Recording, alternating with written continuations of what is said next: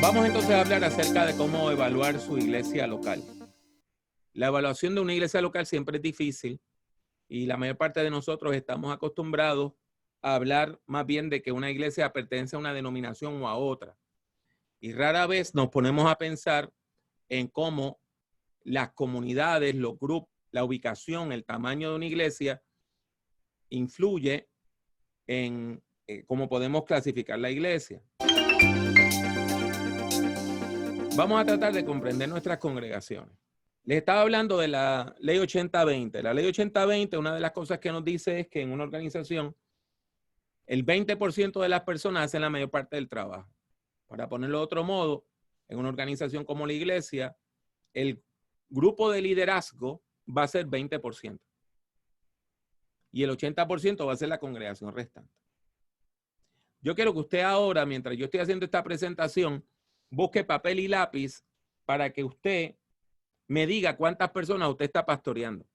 Y usted va a ver que son muchas más de las personas que asistan en su iglesia local. Al grupo de liderazgo lo vamos a llevar la gente de influencia. Y la gente de influencia van a ser más o menos el 20% de su iglesia. Si usted tiene una iglesia de 100 personas, va a tener 20 líderes, 20 personas de influencia. Si usted tiene una iglesia de 500 personas, va a tener un grupo de influencia de aproximadamente 100. Si tiene una iglesia de 1000 personas, la gente de influencia van a ser cerca de 200.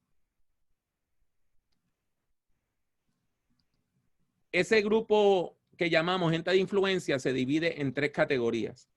Está el equipo pastoral. En una iglesia pequeña, el equipo pastoral es una sola persona. En una iglesia grande, el equipo pastoral puede tener 8 o 10 personas. La gente de posición y la gente de pasión. Aquí tienen una gráfica que le muestra el equipo pastoral al centro, la gente de posición y la gente de pasión. Vamos a desempacar qué es eso. Pues el equipo pastoral se refiere a la persona que trabaja como pastor o pastora de la iglesia, y si tiene pastores asociados, ministros de música, pastores de jóvenes, pastoral de células, la gente que tiene ese título de pastor o pastora o parte del equipo pastoral. Algunas de estas personas trabajan a tiempo parcial, otras personas trabajan gratis, ad honorem, ¿verdad? A veces hay ministros retirados y nosotros todavía contamos a esa persona en la iglesia como parte del equipo pastoral. Y hay personas que trabajan a tiempo parcial. Por ejemplo, una persona que es maestra de música en su vida secular, pues funciona en la iglesia como líder de adoración. Entonces se le da una ayudita mensual. La gente de posición son la gente que tiene un título, que están trabajando en la iglesia y tienen un título. Por ejemplo, usted tiene un comité de evangelismo o tiene una comisión de adoración y la persona que preside esos grupos tiene una posición. Y usted puede decir, este es el presidente de evangelismo, esta es la presidenta del comité de misiones, esta es la presidenta de la sociedad de damas, este es el presidente de los jóvenes. Y esas son gente que son gente de posición. Esas personas han sido electas para servir en la iglesia. Y claro está, de una denominación a otra varía los puestos. En una iglesia congregacional van a haber más puestos. Hay iglesias que tienen diáconos y ancianos dentro de la iglesia. Otras iglesias no usan esos títulos. Pero el punto es que usted tiene personas que han aceptado las responsabilidades de ocupar un puesto. Por lo regular, eso dura un año y se va renovando de año en año. Pero aparte de la gente de posición, usted tiene la gente de pasión. La gente de pasión son personas que son líderes en un área y no importa que usted los nombre a un comité o no, ellos van a trabajar. Porque tienen una pasión por eso. Entonces usted tiene al hermano Goyito y el hermano Goyito tiene un corazón misionero. Si ese año él dirige la comisión de misiones, va a trabajar en misiones. Pero si este año él no dirige la comisión de misiones, va a trabajar en misiones de todos modos. Porque esa es la pasión de él. ¿Está bien? Así que una vez más, tenemos que el liderazgo, la gente de influencia, se dividen en gente de pasión, posición y el equipo pastoral. La congregación también se divide en 3 grupos. Está la gente de participación, la gente de pasividad y la gente de cuidado perpetuo. Gente de pasión, gente de pasividad y gente de cuidado perpetuo. Aquí la tienen. Participación, pasividad y cuidado perpetuo. La gente de participación son los creyentes que asisten regularmente y ofrendan, usando la nomenclatura que usa su iglesia. Ofrendas, diezmos, promesas. No todas las iglesias usan la misma nomenclatura, pero la idea es que esta persona está comprometida financieramente, asiste, así que está comprometida con su tiempo, y si usted le pide que haga algo, la persona lo hace. Pero si usted le dice a la persona, presídame un comité, la persona le va a decir que no. Son miembros bien activos, pero no tienen el deseo de ser parte del liderazgo de la iglesia. Si usted dice, vamos a visitar la comunidad y cada uno de nosotros va a visitar 25 hogares, la persona va y los visita. Ahora, si usted le dice, quiero que se incorpore a la comisión de evangelismo, le va a decir que no. Ahora, la iglesia depende de estas personas, porque estas son las personas que ofrendan. Estas son las personas que asisten. Estas son las personas que vienen a los cultos. Estas son las personas que son parte del centro de lo que es la vida de la iglesia. Ahora bien, la gente de pasividad son gente que vienen a la iglesia y de vez en cuando ofrendan. Rara vez dan diezmo, pero dan algún tipo de ofrenda, pero no diezman. A veces, por ejemplo, si la iglesia dice vamos a levantar dinero para promesas, para comprar un terreno, a lo mejor la persona se compromete en decir, mira, voy a dar $500. Pero por lo regular, estas personas lo único que quieren es asistir. No quiero usar la palabra de manera despectiva, pero son más bien consumidores. Ellos consumen. Eso es lo que ellos hacen, consumen. Y ellos se ven como personas que ofrendan y participan como espectadores, pero no trabajan en la iglesia. Si usted le dice, vamos a visitar la comunidad, no van a venir a visitar. Cuando ofrendan, lo que dan es más bien como una propina. Dan en la moneda suelta que tienen en el bolsillo y a lo mejor dieron $5 o $10 de ofrenda en la iglesia y salen con la familia y entran a un restaurante de comida rápida el domingo y gastan $40 en el almuerzo. Pero no ofrendan $40 los domingos. Entonces, usted tiene gente de cuidado perpetuo. Son personas que por lo regular no vienen a la iglesia. Si vienen a la iglesia, a veces vienen en silla de ruedas o caminando con bastón. Estas personas muchas veces están encamadas. Usted las visita, pero la persona nunca va a ofrendar. Son muy pocas las personas de cuidado perpetuo que ofrendan. Pero la familia espera que la iglesia las atienda. Y si usted no las visita por lo menos una vez al mes, se quejan de que la iglesia no los está atendiendo. Es bien triste cuando estas personas le da Alzheimer o algo así. Usted los visita martes y ellos el miércoles le dicen a la familia que usted hace 2 meses que no va. Entonces la hija o el hijo le llaman, pero mire, pastor, mi mamá dio la vida por la iglesia, ustedes la han abandonado. No, eso no es cierto. Pero se dan estas dinámicas. Entonces yo quiero que usted note algo. Estas categorías son movibles. Por ejemplo, una persona de pasión puede pasar a tener una posición.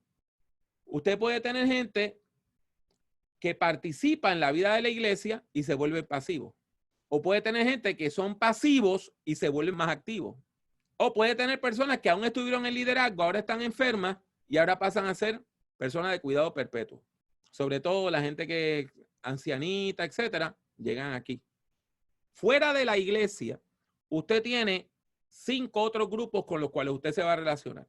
Usted tiene la muchedumbre, la comunidad en general, las instituciones religiosas, las organizaciones no gubernamentales, eso quiere decir ONG, y organizaciones sin fines de lucro y el gobierno. De estas 5, la más importante para usted es esta, la muchedumbre. ¿Qué es la muchedumbre? Estas son gente que se relacionan con la iglesia, pero no vienen a la iglesia. Si usted le pregunta cuál es su iglesia, van a decir que la suya, pero no vienen a la iglesia. Vienen en Navidad, vienen en aniversario, vienen en Semana Santa. Si usted tiene actividades para los niños, se los envían, pero no vienen a la iglesia. No ofrendan. Pero cuando tienen un problema matrimonial, esperan que la iglesia esté ahí. Esperan que el líder pastoral les dé consejería. Si se casan o su hija tiene una quinceañera o si la mamá muere, quieren hacer todo eso en el templo, pero no vienen a la iglesia y no dan un centavo. Esto es el doble de la gente que asiste el domingo a su iglesia. Déjeme volvérselo a decir. Usted tiene 100 personas el domingo, usted está pastoreando una muchedumbre de 200 personas más para un total de 300 personas. Y esas personas le van a robar hasta mucho tiempo y no dan nada para la iglesia. Nada, nada, de nada, de nada. Algunos de ellos son hijos o nietos o bisnietos de alguien que fue fundador o fundadora de la iglesia. Tienen una relación con la congregación, pero verdaderamente no son parte de ella. Tenemos la comunidad en general, que es el lugar donde está ubicada su iglesia. Esto es un problema, porque hay iglesias que no se relacionan con la comunidad. De hecho, hay iglesias que desarrollan una relación adversarial con la comunidad.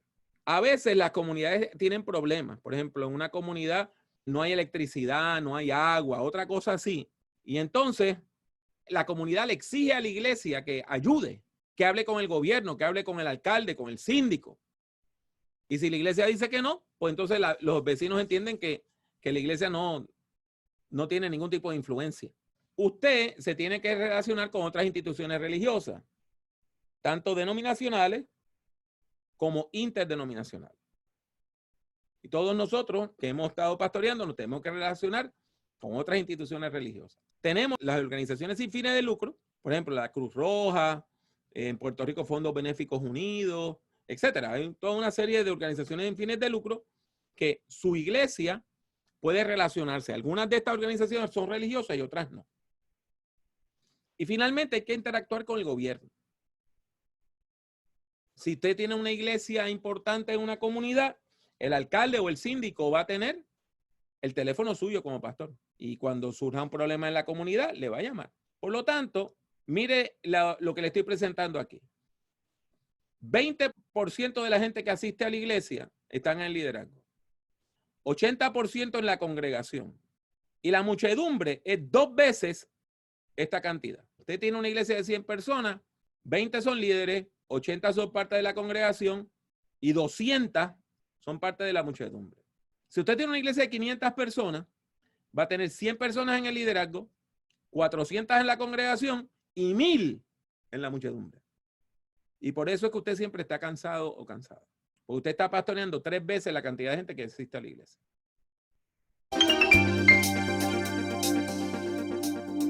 En términos de clasificaciones por tipo, usted tiene que considerar la comunidad donde se encuentra su iglesia. Hay iglesias de comunidad. Usted tiene una iglesia que, por ejemplo, está ubicada en una comunidad y la gente que va a esa iglesia son gente de esa comunidad o gente que se criaron en esa comunidad y se movieron. Estas son iglesias que básicamente sirven a una comunidad cerrada. En segundo lugar, la iglesia de un pueblo pequeño, de una ciudad pequeña, de un pueblo pequeño. Y entonces vienen personas de todas partes del pueblo a la iglesia. Y a veces esas iglesias están en el centro del pueblo, a veces están en la misma plaza. En algunos de nuestros países, por ejemplo, en Puerto Rico, en República Dominicana, usted va al centro de la ciudad y en una esquina está la iglesia católica y en la otra es una iglesia protestante. Y vienen personas de todo el pueblo a esa iglesia. Tercer lugar, usted tiene iglesias rurales. Y, por ejemplo, acá en Estados Unidos se da mucho de que hay una iglesia pequeña que tiene 60, 65 personas y está en un área donde se siembra maíz, sorgo, trigo, y hay personas que manejan 20 kilómetros para llegar a la iglesia, porque está en medio de una zona agrícola. O sea, no hay urbanizaciones, no hay edificios, no hay condominios. A veces, entonces, cuando ya llegamos a una ciudad, céntrica, pues entonces usted tiene iglesias que están ubicadas en el centro de la ciudad. A veces en áreas comerciales. Y es bien interesante porque en esas iglesias a veces hay gente muy, muy, muy pobre y gente muy, muy, muy rica. Viene una persona que vive en una casita pobre en el centro de la ciudad y viene una persona que vive en un apartamento que vale miles de dólares. Y asisten a la misma iglesia porque está en el centro de una ciudad grande. Tiene las iglesias metropolitanas. Una iglesia metropolitana es una iglesia a la que asisten personas de varias ciudades. Y hay personas que manejan 30, 40, 50 kilómetros para ir al culto. Estas iglesias, por lo regular, están ubicadas en sitios accesibles. Si están en Estados Unidos, se ven desde una autopista. Por lo regular, tienen muy buenos ministerios cibernéticos. Entonces, transmiten el culto por internet y todo ese tipo de cosas. Entonces, están las iglesias de teología especial. La iglesia de teología especial, la gente va no porque le quede cerca. A veces le queda lejísimo. Pero es la única iglesia de esa teología en el área.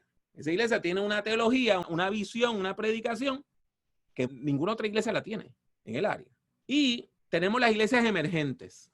Estas son iglesias que están haciendo toda una serie de experimentos. Ellos experimentan con estilos de adoración, horarios de reunión, con tecnología.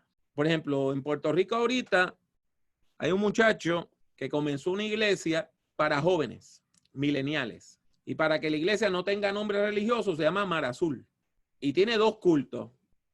Uno a las 4 de la tarde y otro a las 6 de la tarde. No tienen escuela bíblica y es una iglesia específicamente para jóvenes. Está llena de jóvenes que se han llevado de todas las denominaciones. Presbiterianos, pentecostales, bautistas, discípulos de Cristo. ¿Por qué? Porque es una iglesia para ellos. Eso es una iglesia emergente que está haciendo algo que está completamente fuera de la norma de lo que las otras iglesias están haciendo. Vamos ahora a hablar por tamaños. Está la iglesia familiar, que es una iglesia pequeña que llega de 0 a 50 miembros. El tamaño pastoral, ¿por qué se le llama así? Porque lo puede atender una sola persona, sin necesidad de asociado, que tiene de 50 a 150 personas. La iglesia en transición, esta es la más difícil, que tiene un tamaño incomodísimo, porque es demasiado grande para que una sola persona la pastoree y es demasiado chiquita para tener el dinero necesario para contratar más personal. La barrera más grande que tienen las iglesias es pasar de 200 miembros. Es lo más difícil. Pasar de 200 miembros y quedarse arriba de 200 miembros es dificilísimo. La iglesia mediana, que tiene de 350 a 750 personas, ya está una iglesia que por lo regular tiene más de un pastor. Ya es una iglesia que tiene casi todos los servicios que usted se puede imaginar. O sea, tienen salón de cuna, clase de escuela bíblica para todas las edades, ministerio con la juventud, ministerio con la niñez, ministerio con mujeres, ministerio con ancianos. O sea, es una iglesia de línea completa. Esto todavía lo es más con la iglesia grande o de tamaño corporativo y con la mega iglesia es mucho más. Así que vamos a desempacar eso. Este tamaño familiar se puede decir básicamente que es casi una casa culto. Están atendidas por ministros bivocacionales, a veces personas que no reciben ningún salario y la gente entra a una casa y se sienta en la sala o en la marquesina, ponen sillas y no hay salón de cuna porque pues somos 20 o 30 y la mayor parte de las iglesias empiezan con ese tamaño. Ya cuando una iglesia es de tamaño pastoral, aunque a veces tienen ministros bivocacionales, ya por lo regular tiene un local y un horario fijo y algunas clases de escuela bíblica, pero todavía se depende mucho de personas voluntarias. Le dije que el tamaño más incómodo es este, es la iglesia en transición. Entonces, ya usted no puede solo porque tiene más de 150 personas. Entonces, la gran pregunta es, ¿a qué contratamos primero? ¿Qué hace más falta? ¿Un ministro de jóvenes o un pastor de adoración? La mayor parte de las iglesias sencillamente llega a este número, a este tamaño, no pueden seguir creciendo, a veces porque hay mala administración y muchas veces porque la iglesia se resiste a crecer. Dice, no, nosotros no queremos ser una iglesia muy grande, no queremos que aquí haya un montón de gente que nosotros no conocemos. Y la gente le hace una huelga de brazos caídos y la iglesia no crece y vuelve al tamaño pastoral. Ahora, si usted está en una iglesia de tamaño en transición y la iglesia sigue creciendo y creciendo, va a llegar a ser una iglesia mediana, ya tiene un pastor a tiempo completo, tiene ministros asociados, a jornada parcial, pero ya ganando un salario más decente, están trabajando 20 horas a la semana o 30 horas a la semana. A veces usted tiene un pastor asociado trabajando 20 horas, otro 10. Y entonces, aunque siempre hay resistencia al cambio, estas iglesias es muy difícil competir con ellas. Por ejemplo, si usted está aquí, en esta iglesia de tamaño familiar, esa iglesia no tiene salón de cuna, esa iglesia no tiene ministerio con la niñez, esa iglesia no tiene escuela bíblica de verano, esa iglesia no tiene programa de jóvenes. Ya cuando usted está aquí, en tamaño mediano, la iglesia tiene todo eso. Entonces llegamos al tamaño grande o corporativo. Aquí ya el pastor se tiene que convertir en un pastor dedicado más bien a la predicación y a la enseñanza. Y usted visita a la gente que se está muriendo y atiende los funerales.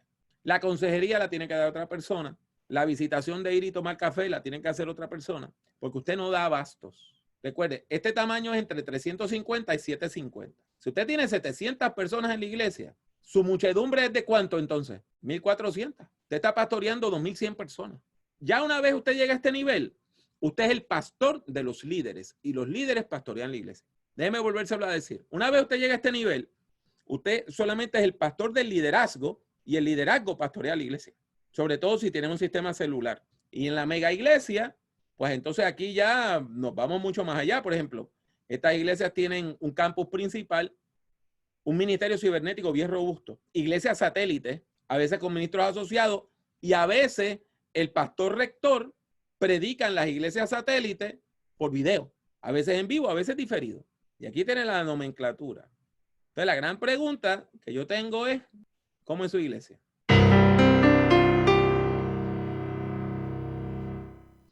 Identificar equipo pastoral, gente de posición y gente de pasión, gente de participación, de pasividad y de cuidado perpetuo es importante. Identificar si su iglesia es una iglesia de comunidad, de pueblo pequeño, rural, de centro de la ciudad, metropolitana o de teología especial o emergente, es bien importante. Y finalmente, la clasificación por tamaño.